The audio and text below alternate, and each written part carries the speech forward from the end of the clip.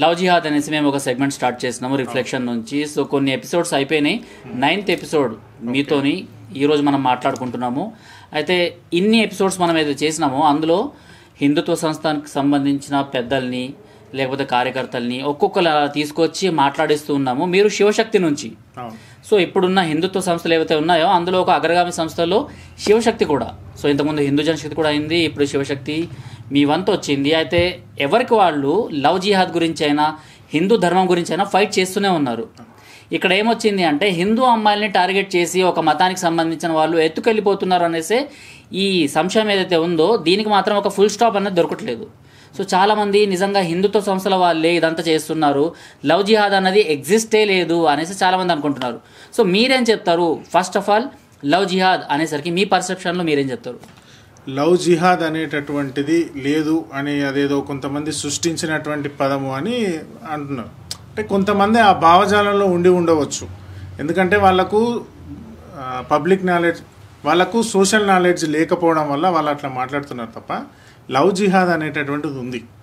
First point ఉంది అని ఎందుకు అంత ఖచ్చితంగా చెప్పగలుగుతున్నాను అంటే అసలు ఫస్ట్ జిహాద్ అంటే ఏంటిదో తెలుసుకోవాలి.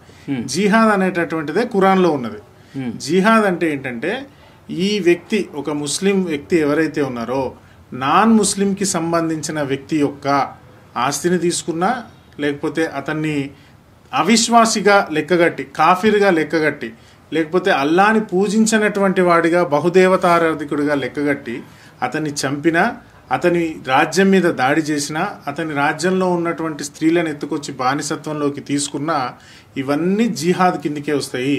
జిహాద్ అంటే పవిత్ర యుద్ధము. పవిత్ర యుద్ధం చేసినటువంటి వాడికి యాజ్ పర్ ఖురాన్ అల్లా వాళ్లకు పరలోకంలో స్వర్గాన్ని ప్రసాదిస్తాడు. ఆ స్వర్గంలో మద్యం ఉంటుంది, మాంసం ఉంటుంది, మంచి మంచి నవనవనాడేటటువంటి కన్యలు ఉంటారు, వాళ్లకు కావలసినటువంటి ఫెసిలిటీస్ అన్నీ ఉంటాయని ఖురాన్లో రాసినటువంటి ఖురాన్లో ఉన్న కావాలి. నేను నెంబర్స్ కూడా చెప్తాను, సురాసు నెంబర్స్ కూడా చెప్తాను, ఖురాన్లో ఉన్నటువంటి పదాలు. సో జిహాద్ చేసినటువంటి వాడికి స్వర్గంలో ఆల్ ఫెసిలిటీస్ ఆర్ అవైలబుల్. ఇది ఖురాన్ స్టేట్మెంట్. అయితే ఇక్కడ లవ్ జిహాద్, లవ్ జిహాద్ అంటే ఏంటి? అన్యమతస్థురాలైనటువంటి స్త్రీ ఎవరైతే ఉన్నారో, అంటే నాన్ ముస్లిం, మనం ఎక్కువగా భారతదేశంలో హిందూ జనాభా ఎక్కువగా ఉన్నది కాబట్టి మనము హిందూ అమ్మాయిలు ఎత్తుకుపోతుంటే బాధపడతాను. యుఎస్ యూకేలో క్రిస్టియన్ అమ్మాయిల్ని లవ్ జిహాద్ చేసి వాళ్ళని ట్రాప్ చేస్తుంటే వాళ్ళు కూడా బాధపడతారు. అక్కడ కూడా జరుగుతున్నాయి, వాళ్ళు దాన్ని వ్యతిరేకిస్తున్నారు. చాలా ఫ్రెంచ్లో వ్యతిరేకిస్తున్నారు, ఆస్ట్రేలియాలో వ్యతిరేకిస్తున్నారు ఈ లవ్ జిహాద్లు అనేటటువంటి వాడిని. లవ్ జిహాద్ వరల్డ్ వైడ్ గా ఉన్నటువంటి భూతం, భారతదేశంలోనే ఉన్నటువంటి భూతం కాదు.